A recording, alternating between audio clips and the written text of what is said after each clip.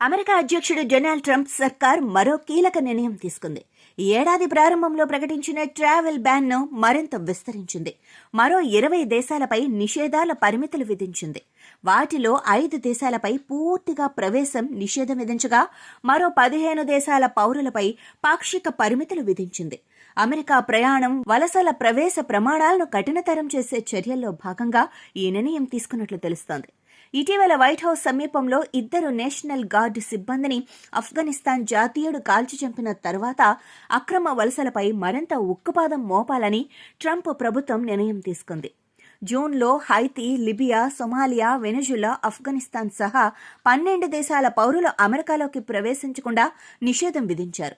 పాలస్తీనా authority జారీ చేసిన ప్రమాణ పత్రాలు వారిపై కూడా అమెరికా ప్రయాణ నిషేధం విధించింది.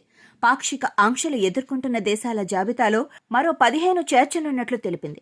పాలస్తీనీలపై మరింత కఠిన నిషేధం, పాలస్తీనా అథారిటీ పాస్పోర్టు కలిగిన వారికి ఇప్పటికే వ్యాపారం, ఉద్యోగం, విద్య, పర్యటన కోసం అమెరికా రావటం దాదాపు అసాధ్యంగా మారింది. తాజా ప్రకటనతో అమెరికాకు వలస వెళ్లకుండా పూర్తిస్థాయి నిషేధం అమల్లోకొచ్చింది.